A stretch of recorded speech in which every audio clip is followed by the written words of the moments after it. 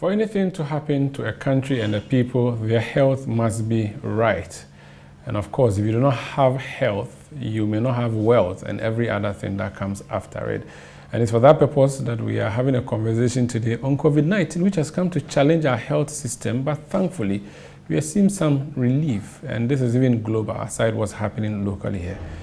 My guest is someone who understands the workings of Ghana's health infrastructure and health system so well, and he actually has a huge role to play in what is currently happening in the health sector in Ghana.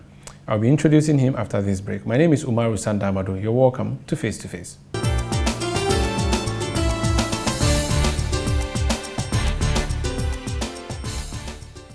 My guest on Face to Face started from the basic of the basics in the health sector and graduated to being CEO of major hospitals in the country, in the northern part, and the regional capital, Tamale, Ashanti Regional Capital, Kumasi.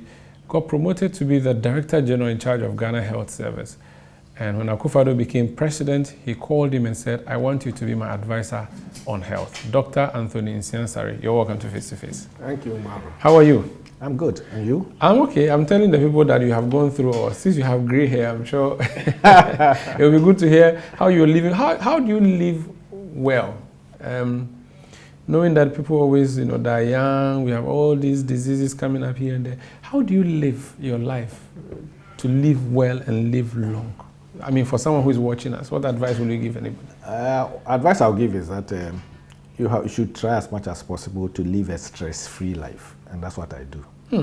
That's difficult. I don't bother myself too much about what is going on in my life. I make sure that I take steps every day as it comes. I always move to places, and anywhere I've gone to, I normally have a vision. And by the grace of God, most of the things that I envision to do when I'm there, doesn't matter if it's a very, very short period, I achieve them. I set myself a vision. Normally I set very high visions, and I work towards that. If you do that and you have a very stress-free life, you don't worry yourself too much about things which is not you are making. And I always tell people that I don't have if in my vocabulary. If I want to do something, say it should work, not that if this thing happen, if this thing happen. The second thing is that you also live a life where you make sure that you check your health status from time to time, and you make sure you eat well, sleep well, and relax when you are free. If you have the chance to. You have the chance to. And you don't have to stress yourself too much. I mean, if you remove stress from your life, it solves a lot of problems for you, both health-wise and other things which follows. So you're a medical doctor, an administrator, and public health person, correct? First and foremost, I'm a trained general surgeon. Okay. Which I love to do. So when I was in the hospitals, even though I was administrator of the hospitals, in fact, all the hospitals I work in, I combine both. And people will ask me, how are you doing it? And I do it in such a way that I believe that in hospitals, we have the administrators there. What you are doing there, you are just doing the leadership role. So you allow them to do their work and they report to you. And after about 10 o'clock every morning, after I've met them and then put things in place, anything that you have to sign, I go to do my clinical work. When I was Which in means office, you go to the wards or I go to the ward or to the theater or to the clinic.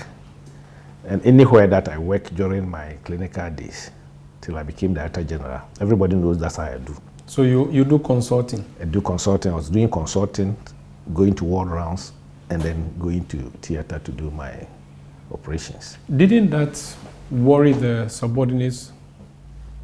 Because two things could happen there. They are either motivated by your presence or intimidated by your presence.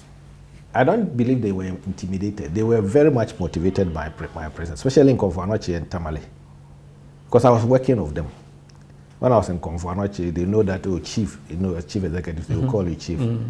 Today is Monday, chief will be in the theater. So if anybody has any problems in the theater, they keep it. Okay. When I go there, you see, they will just roll it out. Okay. I remember one day, I will tell you the story. I was there when I was doing operation. They gave me some needles to suture. And normally when you are outside the tissues in the organ, when you are in the skin, you use cutting needles. And I realized that what I was using was not cutting needles. It was a round body, which means that it doesn't cut through the skin properly. And I was struggling. I said, who bought this? They all say, you bought it. They set a trap for you. Yeah, so I kept quiet. And immediately I came back and I came to my office. I called the supply person, the director in charge of supplies, that you should bring all those things and let's see. And when I saw them, yeah, they were all round body needles. So then we called the supplier to come and pick all his things and go. Luckily, we haven't paid him. Wow. See, that's how motivated my theater staff were, because they will see you in theater and you solve their problems for them there and then. And I was taking night calls. I had a team. I was in team B. I had medical students also on the ward that we have to teach. The only time you may not see me when there are meetings in Accra, but I make sure that any meeting that we were doing in Accra those days, sometimes I influence the time. Okay. So that I would do it the time that I don't have theater, which is also Mondays, and the time that maybe I have to go to ward rounds, so that it becomes, normally that's how we did it. And I was lucky that I have very good ministers who understood that we are coming from outside to come to meetings, and they normally accepted what we are doing. So that is how it is. And I believe that now the leadership of our hospitals, especially they are all doctors who are also clinicians, can easily combine the work that they are doing and the management of the hospitals. And when you do that, you know exactly what is going on in every part of the hospital, every aspect of people, and then you understand the people very well. And then you make sure that you also work with them and improve them. And I was very much interested in human capital development. So anybody in Komfo-Anokye, anybody in Tamale will tell you the number of people that I assisted to train. I would say I didn't train them. But we send people to, for example, in Komfo-Anokye to South Africa. We send people to Belgium. We send people to Israel. We send people to UK.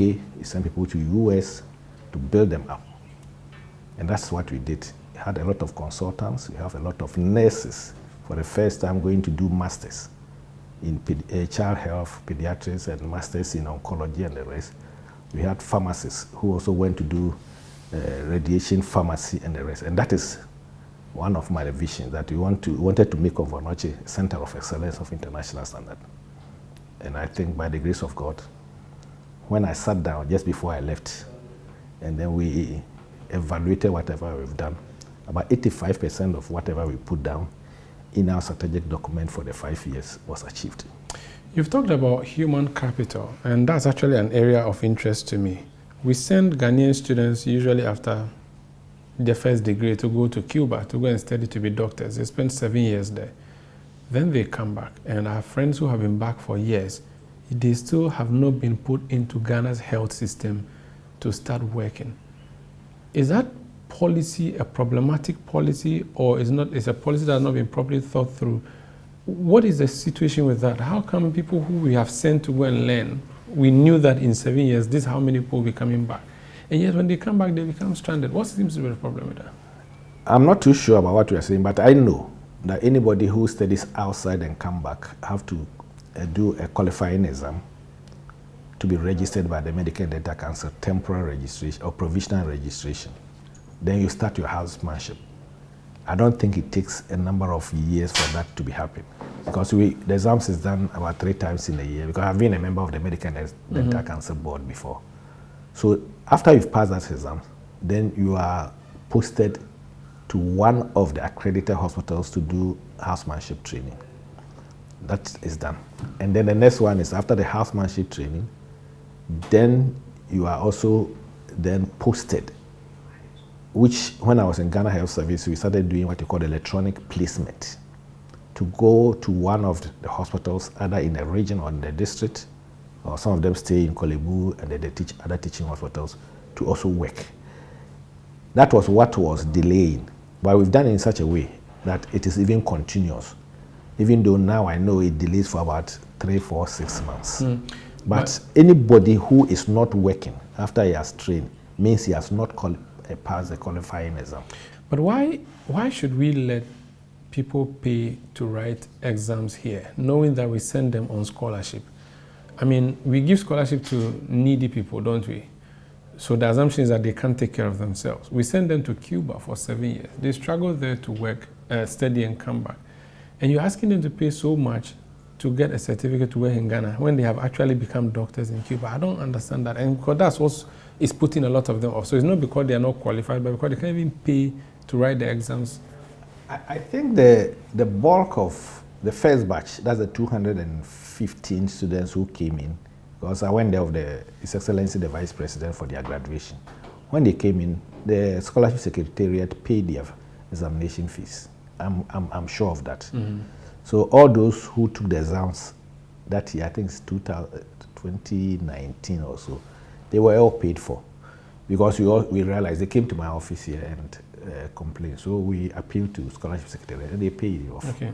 So that's what is done. But you agree that they shouldn't be made to pay directly themselves? Yeah, if you're on scholarship, it's up to the institution which is giving you the scholarship. Okay. Talk to the institution, because it's part of you haven't finished actually. Is a Cuba thing a government scholarship? Yeah, it's Cuban thing is a government scholarship. So that one, I'm saying that, so let's look at government as a general and say that government will say if you come back as part of the package, you write this without us asking, because they were told to pay money. A lot of them have difficulty. Yeah, because I know that those who took the exams that time all were paid for. You see, some didn't make it the first time, and they came back to appeal that if Scholarship Secretariat can take it up and pay the fees again, which we appealed to the Scholarship Secretariat, and that I didn't hear from them again. So I thought that everyone was catered for, because the first batch we did, when they came, it was a very short period. So personally, I advise them that if you're not ready, don't go for the exams. Let's talk about postings generally. We have a deficit in terms of demand for doctors and nurses, don't we? We have. So why do we always have unposted nurses, unposted doctors? Is it that, okay, we've trained the people, or they've trained themselves that they want to come and be doctors for us or nurses for us, and yet they are there crying that they should be posted? Yes. Why as a country are we never able to fix that challenge? It's the pace that the country has. You see, government is the biggest employer of health professionals in this country. So what government does is that according to the budget for the year, it takes a number of people within a year. But I can say that from 2017 till date, I can give you the figures. This government has done very, very well. In fact, as we speak now, nurses who have just finished their house job, their national service, are the people who are waiting to be posted. Those who finished their national service, I think before the end of the year, are now in the process of being posted. But there's a problem. And now one of our problems is that everybody wants to work. It's not their fault anyway, because the country is not uniformly developed. So they want to work in the Accra, Kumasi, and the other big cities. Nobody wants to go, say, from your own world that I want to go to the north, as I did. Because I remember when I was going to the north in 1995, everybody from Offenso, in Ashanti region, everybody thought I'm being punished. I said, no, I want to go to Tamale. Because they wanted me to go there. And I said, yeah, I'll go. So I went to Tamale and took over the run of the hospital, and also was a surgeon there. We were only 2 surgeons there. And I love the 5.5 years I was in Tamale.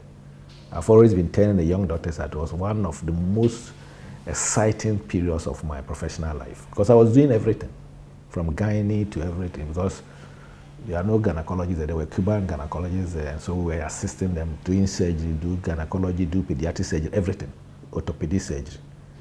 Then when you come to a teaching hospital where you are a bit restricted to do your field that you have studied in. So it's very, very, very interesting, and that people don't want to go to those areas. How can we get them to go? Do we currently have a motivation for people who agree to be posted to the rural areas? There is, but I don't think it's strong enough. Okay. I agree that we have to put in some, it's carrots and stick approach. We have to put in things for them to move, and I think we should have the pull factors higher than the push factors. So if you have the pull factor, and I've always, when I was the Director General of Ghana ISFs, I was telling the MMDCs that you are in a rural district. You want doctors to come there. Treat them like kings and queens. Have a bungalow. Pamper them. Just finish the bungalow, and even put some old pickup there that you can use it when you are there. And doctors and nurses like that type of pampering. And I've always been telling people that, you see, you use strangers to develop a village or a town. So when they come there, when we were young people and the villages going to school, I went to a Saito school, so I know what I'm talking about. Those days, even a people teacher, when it comes to a town or a village to work, everybody wants a teacher to stay in the house. And they give free rooms. And they even let the most beautiful young girl in the house to be cooking for the teacher, and they will make sure that... They're trapping him. Yes, and by the time we realized, he was the only one who was reading the letters for us, because there were no mobile phones, so when a letter comes, he will read the letter. If you even what he's translating is right or not, you take it like that, and he writes letters for you. So everybody wanted a teacher to be in his or her house, giving them free food and everything, but now it's no more there. So these are some of the things that the community, the district, the municipalities can do for the health workers. And two, as part of it, government should also set out maybe a rural incentive allowance for such people. In fact, when I was in Ghana Service, we worked out something like that, which was under discussion before I left there. And I know that they have taken it up again to make sure that if you are in an underserved area or rural community or very hard to reach area, you should be paid extra allowance than somebody who is in Accra, Kumasi, Takoradi, and the rest. And two, we now do something for them. For example, if you are in a underserved area, normally, or underserved even specialty, so far as medicine and nursing is concerned, you can also go to do your postgraduate out of 10. And we also give about a year out of 10 in promotion. But if you do a system like this, then everybody will be happy to go there. And the next important thing is accommodation. Provide them accommodation. Provide them accommodation. Paid for by the state? Normally, if government gives you accommodation, they take, I think, 10%. Okay, from People are ready to do that. Because if you provide accommodation, even some hard furnishing accommodation, and you call a young doctor to come there, or a young nurse to come there, when he comes, this is your room. You show them the room, that this is where you stay and everything. They will continue working. They may not even come home because they will see the need of the people there, and he thinks that that's where you get experience.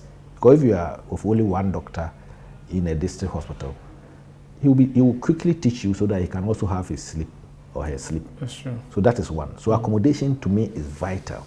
We should try to develop what we call medical villages. Most of the hospitals have land that they can also give to people. Now, if you get even because they will pay in over a period of time, I believe that even private sector can go in and help in putting up. So I want to ask in this part of the conversation, just focus generally on the state of our health infrastructure and our health system. The issue of CHIPS compound it became like a solution to our health problems and health needs some time ago, over a decade ago. I don't hear much about CHIPS compounds. Is it that the focus has shifted? The focus has not shifted. You see, we have a 5-tier system of health system in this country. We have the basic health system, which is the community health based planning system. We shorten it CHIPS. That's the lowest system, where health education, health promotion, and also some aspect of clinical care, very minor cases, like somebody has headache, somebody has a small cut, they can deal with it and then push it out. But it's more for health promotion, health education, especially for vaccination or immunization of children, and maybe now we also added antenatal care to it, where midwives can be, because in the middle of the night, you wake somebody up, you can be able to deliver, the midwife should be able to deliver that person. So that's the first basic. That's the CHIPS. The CHIPS. And it normally serves a population of about 5,000. Okay. If you look at the CHIPS system, it's coterminous actually with the electoral area system in the country. Okay.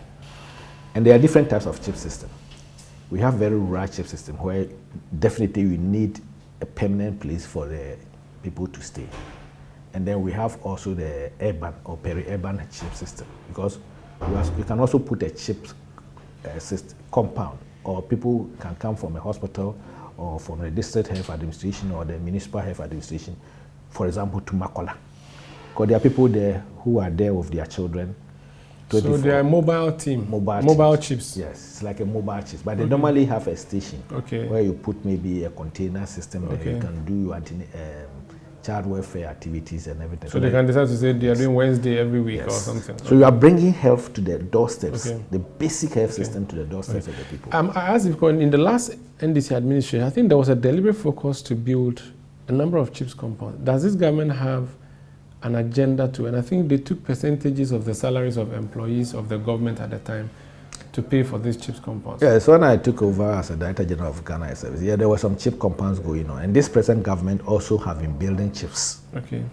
But maybe we have not been talking about it because the concentration is now shifting not only on chips, because when you have the chip system, you should have a place where they can also refer to, which is the sub-district level. That's why we have the health centers or maternity homes. So from the chips, they can then refer to the maternity homes and also the health centers. The health centers and maternity homes normally have midwives. They can keep patients there for some time, for 24 hours. They can have deliveries down there, antenatal clinics, and also they continue the people that are being referred. So this is a proper referral system. Okay. Then we should have at every district, a district hospital, a functional district. When I say a functional district hospital, a hospital means that it has wards where they can keep patients for more than 24 hours and take care of them. If you have wards, it means you should have a theater also attached to it, at least about 2 theaters. One will be doing emergencies and obstetric cases, another can be doing general cases. You should have the dental unit attached to it. You should have somebody who will be there doing eye screening for eye cases, and then we have the basic general things like general medical cases and also general surgical cases to be done there. And so that's a district hospital? That's a district hospital of doctors there. Not one doctor. One doctor. I don't believe in one doctor district hospital. You overuse and over abuse. You get tired, yeah. The you doctor. Get stressed, yeah. So at least about 2, 3, about 4 doctors there working around the clock. Okay. And the emergency unit is also there. Okay.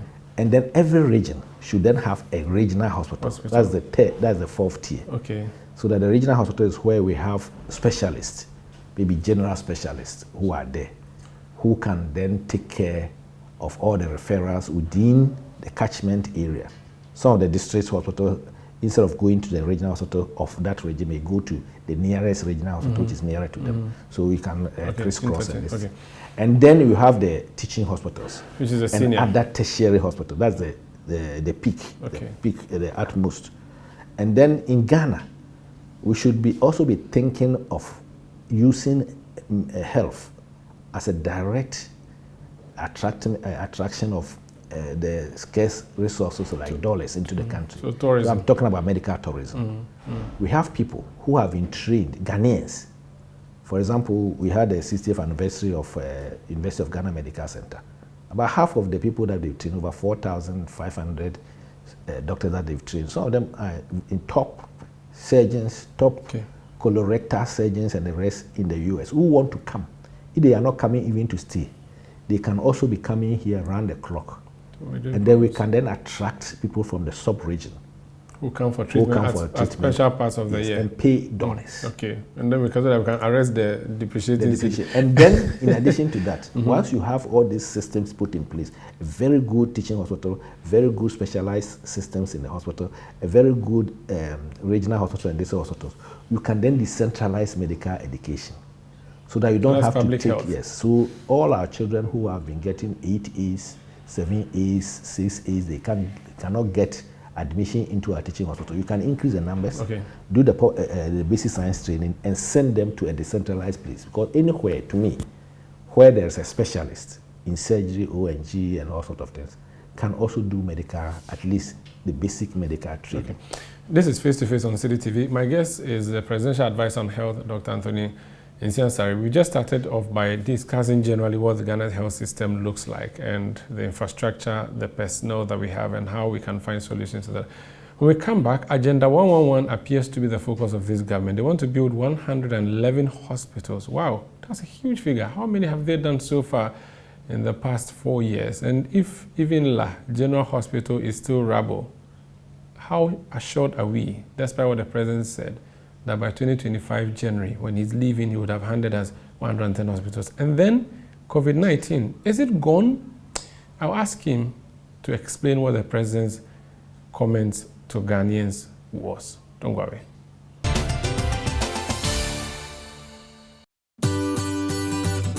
City TV is live. On DSTV, go to channel 363.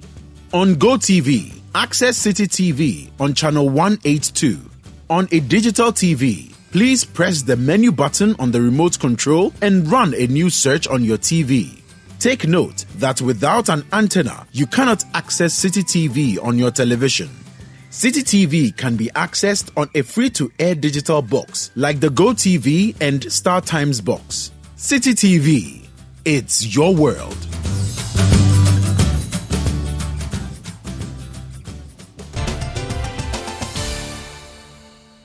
You're welcome back to Face on City TV. My name is Umaru Sandamad. My guest is the Presidential Advisor on Health, Dr. Anthony Nsiah Asare. You promised us you told the President to tell Ghanaians that he'll build 111 hospitals for us. This was in 2020 or 2021. Where are the hospitals? Umaru, it will take you around very soon to see where the hospitals are. Okay. Yes, the President has announced that these hospitals will finish before he finishes his term of office. But initially, commission them. Initially, he said he will commission them, all of them, before he finishes. The first time he made the announcement, he said in a year. Yes. He said within a year. Yes. That year has since gone past. You owe us an apology, first of all, for failing to deliver on a promise you made unprovoked. Within the year. Yes. It's within the year of starting of the hospital. It doesn't matter. Now you shifted the goalpost to 2024. He hasn't shifted to 2024. He said, when you will make sure that all of them are commissioned before he leaves in January 6, 2025. So that goes beyond 1 year. That goes beyond 1 year. So you have to first of all admit and say that, okay, we over-calculated or under-calculated and we are sorry. But he said before he leaves office. Yes. No, but 1 year is 1 year. If you say you're going to school, you're going to spend 1 year, you spend 4 years. Maybe let me come back and tell you that, you know that when he said that, we started the construction of the hospital officially, I think on the 17th or 18th of August 2021 at Trede in Achumakwa in Ashanti region. If you go to Trede now, the substructure is finished, they've even raised the pillars and the hospital is going on. As we speak now, there are about 45 of them. That land has been cleared, substructure is under construction. You see, it's one story. Most of the district hospital, most of them, they are all one story building. So immediately you finish the substructure, what is left is the pillars and then you put in the blocks. So that one will go very fast. And we are saying that the district hospitals, wherever we have one that is started, within 12 months, the construction work should have been finished, and then we use about 6 months to put in the equipment and then commission for use. And it's going on. As I speak now, based on that calculation, when would a patient be able to walk to the Trede District Hospital? It is when we finish putting the equipment and commission to start work. Yeah, but you have a working plan, so you know that you're going to spend 12 months or 7 months on the cement and sand part or the brick and mortar part. Yes. Then you also know that you're going to spend 6 months for the infrastructure inside. Yes. Which means that you have a calculation that you're working. That's what I'm asking. When can the first patient enter? What I'll tell you, Umaru, the Trede one and others which have started are on course. Don't stress yourself up. We are taking. No, you've advised me. We are taking the press. We are taking the press on a road show soon. How soon? I have to have a discussion with the Minister for Information. We are hoping that by next month we should be able to go on a road show. But what are you going to show us? You just talked about superstructure. That's nothing. You haven't finished with the building. Yes, if you go there and the people are there and work is going on and everybody is enthusiastic and things are going on, then you know that something is happening. We don't want to tell you that, we don't want to go there when we are finished completely. We want to go around so that you count the number in every region, in every district. You see, the beauty about this Agenda 111 is that we are not doing hospitals maybe in Greater Accra or in the Eastern region or Central region alone. It's the whole country. In the 16 districts, something is going on as we speak now in almost all the 16 regions. Apart from 8 places, mostly in the Greater Accra, especially in the metropolitan area, where land is becoming an issue, which we are solving. For yesterday, one of them brought a piece of land. So we have to even change the drawings to make sure that where we don't have the 15-acre land, we may go high-rise. That's what the consultants are doing now.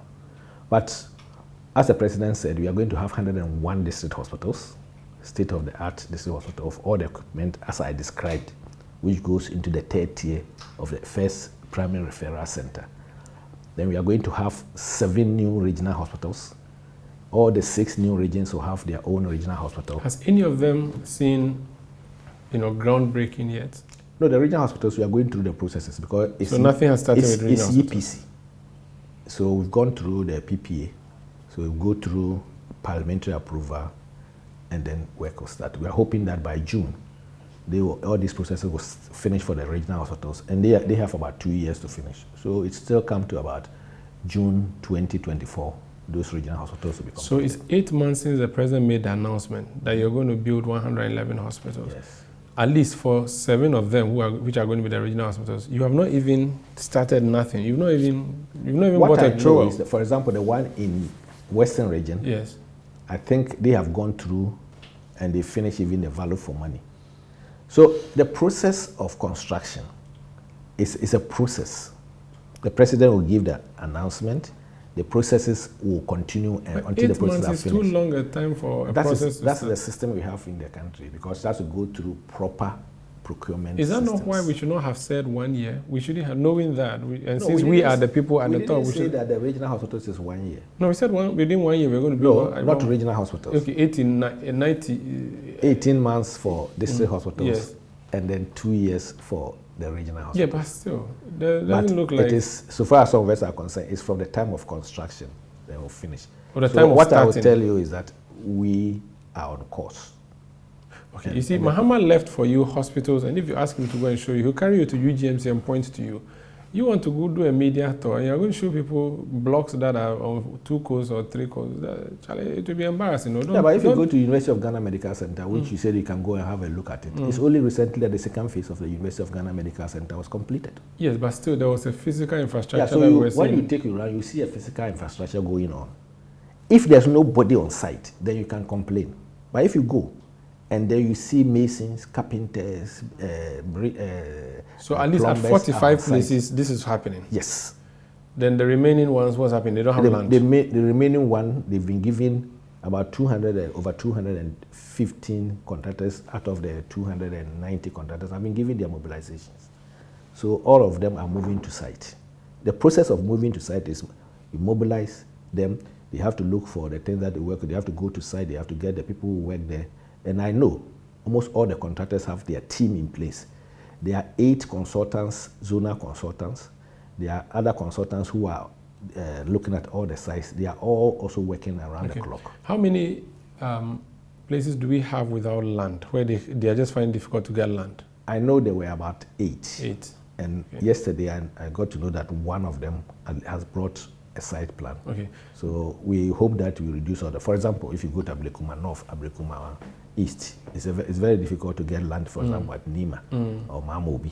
But the regional minister and the district. So that's Ayawaso North. That's Ayawaso North and Ayawaso East also. Ayawaso North and East. Yes. Ayawaso West, we have some land allocated. Ayawaso West is Legon and Legon. They already have UGMC and Big. Don't give them something. So they need a district hospital. Take it to my place. Yeah, they are also going to have, but we need land. We already have one, so we want you to give us an extra one. Which place? Mahama left for us Dodoa, Shai Osudoku District Hospital. No, you have a district hospital, so it's okay. So give us one at Asuchari. Asuchari is which district? It's also inside the same district, but it's we far. Can't before you go to your district, that's something we have to look at. So someone who lives in a district wants to go to a district hospital, but the distance to the district hospital is closer for them to go to the regional hospital than the district because it's go to Asuchari. They can also go to Asuchari. Is near. Bato is closer. Yeah, Bato is closer. Yes. So that's why I said that some overlap. Overlaps. Okay. There is another issue I'm going to quickly ask on this one. You have psychiatric hospitals in the mix. Yes. What's the status of that one? The psychiatric hospitals, we are having 3 psychiatric hospitals. There's no psychiatric hospital at all in the middle belt and in the northern belt. None. So everything is here in Accra? Yes, for time immemorial. So everything, both training, psychiatric management. Luckily, we have decentralized psychiatric management to even district hospital. You have beds there. But if you have a specialized case that you want to refer, either you go to Ankafu or you come to the Accra Psychiatric Hospital, which was built in 1904, or to Pantan. So what we are doing is that we are putting one in Tamale, and we are putting one in Kumasi. So the Tamale one will take care of the northern belt, and then the Kumasi one will take care of the middle belt, and then redeveloping the 1904 built Accra Psychiatric Hospital into a modern psychiatric hospital, about 220 beds. Finally, you collapse that in there and then put it down. Yes. Please don't it doesn't befit Accra. Yeah, but it doesn't. But don't, because the last time you tried to demolish something to rebuild, that was a large general hospital. It was ugly and all, but it was serving the people. You removed the thing, it's rubble, and you are struggling to put up the hospital. What is this? When I was the Director General of Ghana Health Service, yes, we did a structural assessment of large general hospital. It wasn't fit for purpose. So we shouldn't wait as a country for it to fall onto people, and you, the same media, will say, why did you leave the hospital standing there when you know there's... That's what I'm saying, that it's fine. So pull down the as I speak now, I think the contractor is on site working at La General Hospital. I'm saying that pull down the psychiatric hospital. It's ugly. It doesn't befit Accra. Yes. That's true. Yes. But please, before you pull it down, make sure you are ready on standby tomorrow. That's why we haven't pulled. We don't want the La General Hospital. That's why we haven't pulled it down yet. Okay. Has any of the psychiatric hospitals, the Tamale or Kumasi one, anything started at all? Yes, the site has been acquired. We've given, I know that the Accra one, the contractor has his mobilization, I think, last week. Okay. And he's also going to move to site. The Kumasi one, also, the mobilization is in the process, and then he moved to site. But the Accra one, the Accra Psychiatric Hospital is also through EPC. So it's going to be external funding. What is EPC? It's external procurement, construction, and financing. So it's EPC plus F. Okay, so we are working on. Does that mobilization means we don't have money? That's all it is, isn't it? Mobilization means that we are giving the contractor some percentage of the money so that they can mobilize. We are not struggling. Do we have money? Do we have some money sitting somewhere we're using for these hospitals, or we are relying on the national budget? Yes, in the last year we had a budgetary allocation, which we are using. This year we have budgetary allocation. Next year we have budgetary allocation.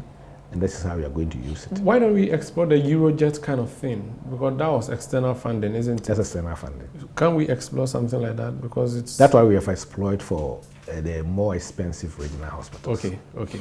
This is Face to Face on City TV. My name is Umaru Sandam. My guest is the former Director General of Ghana Health Service and Presidential Advisor on Health. You advised the President, and he gave us fellow Ghanaians on Sunday, update number 28.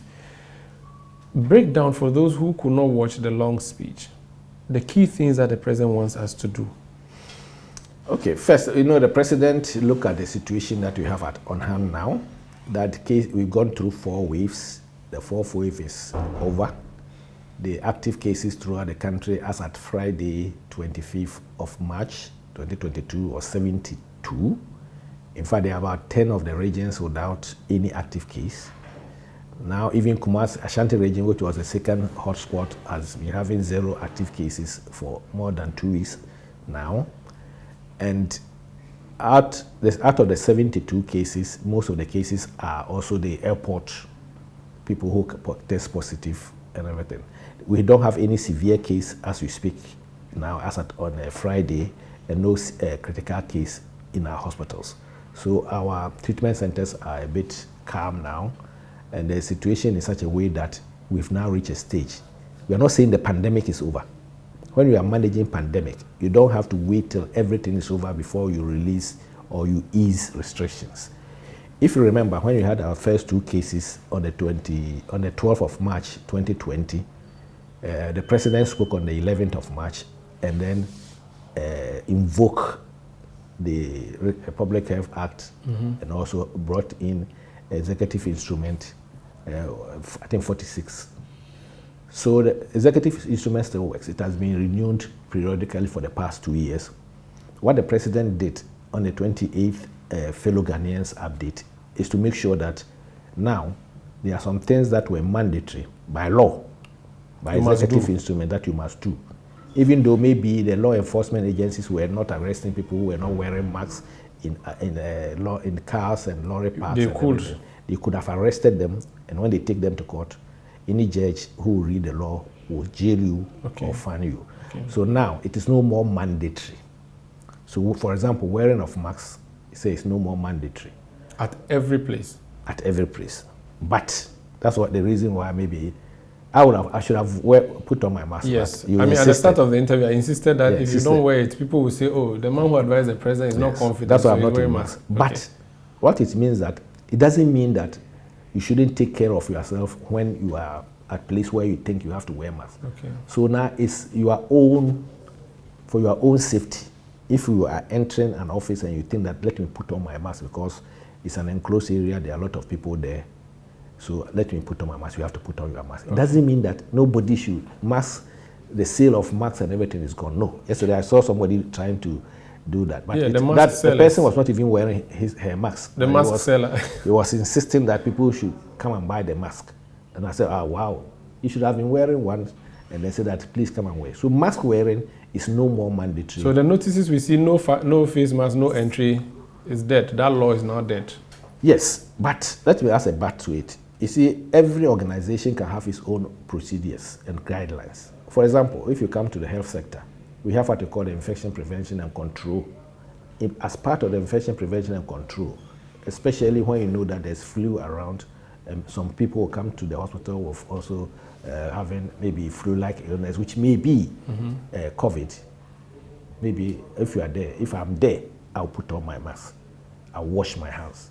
I'll use gloves where I have to use gloves. So that is how the organization should behave. But on the regular, entering a bank, going to a school, we always had this no face mask, but that cannot hold anymore. The banks this morning are a bit, some of them are asking questions. It depends on them. But if so a bank can choose that, no, for us, we still want you to wear a mask. That one, yes. It tells you that I want all my customers who are coming in to wear masks. Is that not a defiance of the president's? But ideally, if you don't have to wear the mask, the bank cannot stop you maybe from entering because it's not mandatory according to the law of this country. Okay. Today, the internal flights were also asking questions.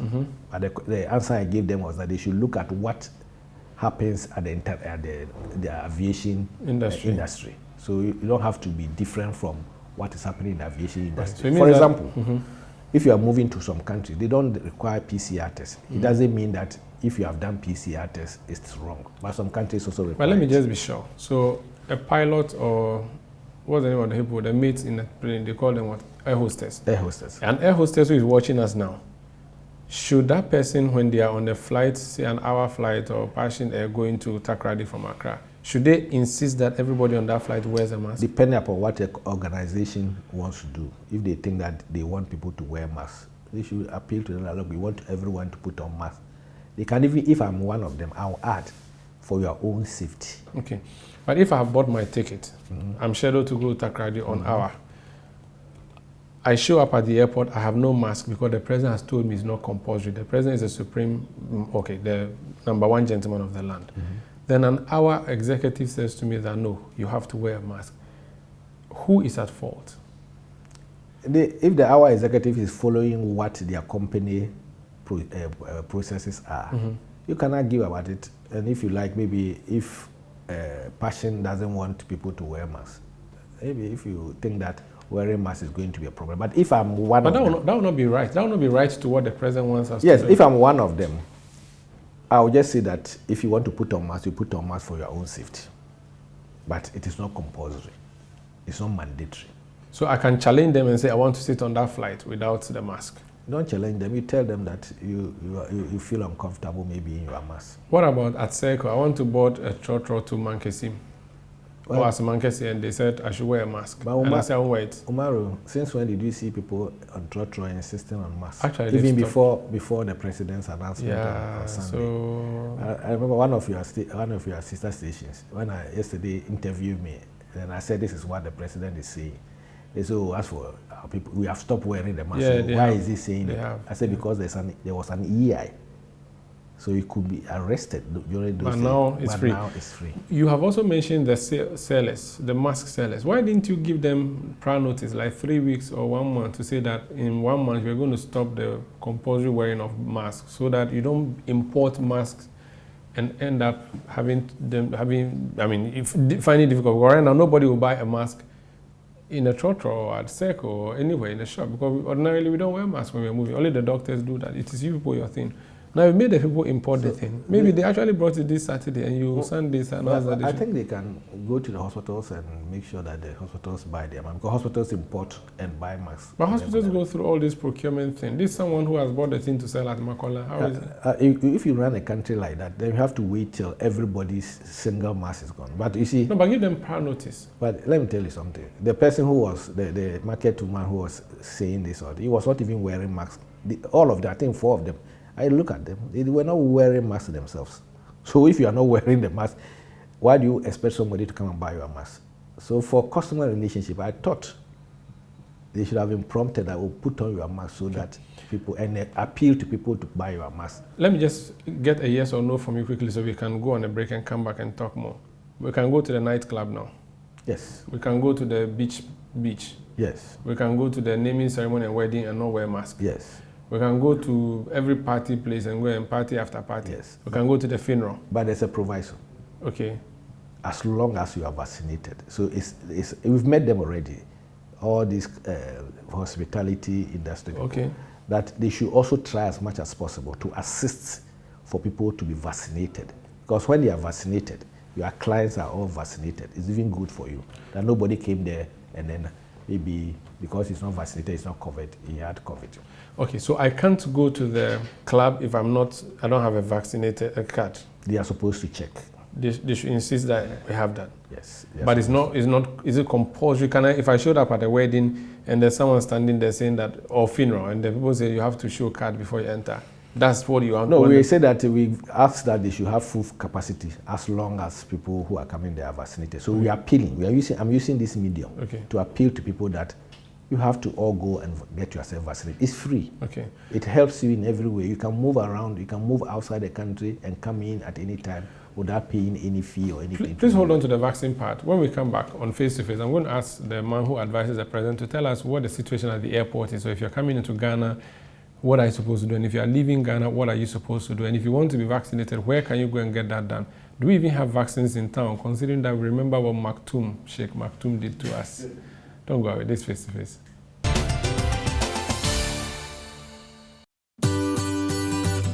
City TV is live on DSTV. Go to channel 363.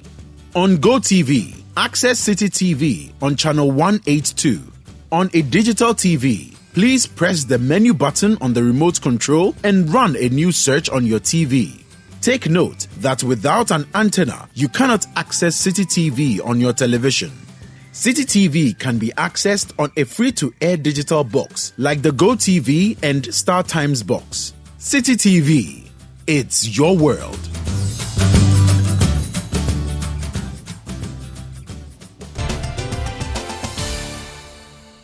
You're welcome back to Face on City TV. My guest is the Presidential Advisor on Health. We targeted to vaccinate 20 million by the end of 2021, 20 million people. We have now administered 13 million. Out of these, 5 million persons have been fully vaccinated. This is as of March 2021, or March 21, 2022.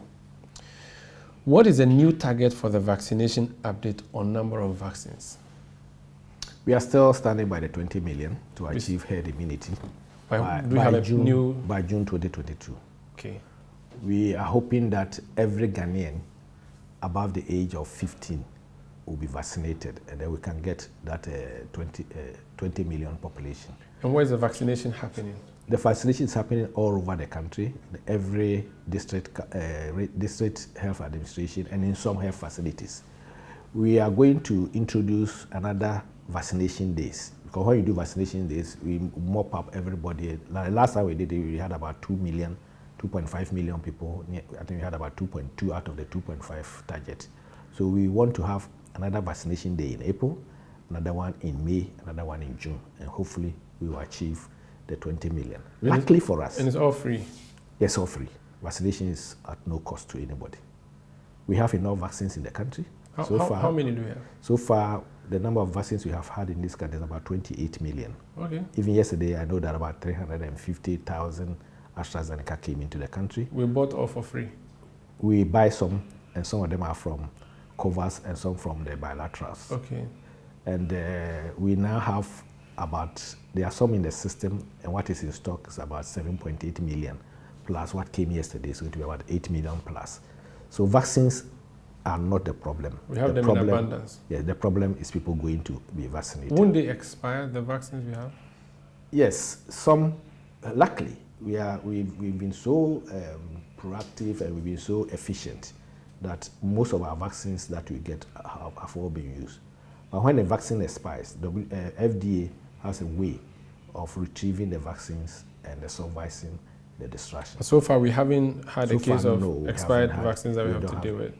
So we will never, nobody can use any expired vaccine on anybody. How much have we spent in terms of money on buying vaccines so far? I think this can be given by either the Ministry of Health or the Ministry of Finance. I cannot give the figure, but I know that through the African Union and African Vaccine Acquisition Tax Team at AU, we buy direct vaccines from them, especially the Johnson & Johnson and some other vaccines. So we are using the African Medicine Supply platform to procure our own vaccine.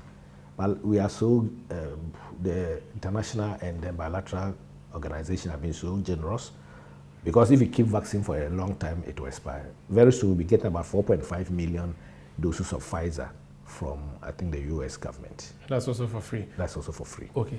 Are we as a government going to buy any more vaccines on our own, or we just rely on people who are donating? We are buying. We want to buy? Yes, because we have committed ourselves to about 17 million vaccines from the African Vaccine Acquisition Tax Team, which we pay for. So we told them that this is how much we can buy out of the lot that you're getting for the continent? Yes, we pay as they bring them. Okay. So it's not but can't we stop? Can't we say, hey, you know what, forget, our people are not vaccinating and we already have plenty. We want everybody to be vaccinated. In fact, the new protocols we brought in place by the vaccination that we have added to where you can go to for food, I think is going to boost the morale of people, to motivate people, and you can get a lot. Are you sure? You've told people that throw away the mask, go to the nightclub, chill away, freedom at last, and you want them to still go and waste their time queuing. But now you cannot go to Togo without a vaccination card. Oh, really? Yes, because if you are coming in and you are not vaccinated, Ghanaian will allow you to come in, but you'll be tested. You have to do the PCR test.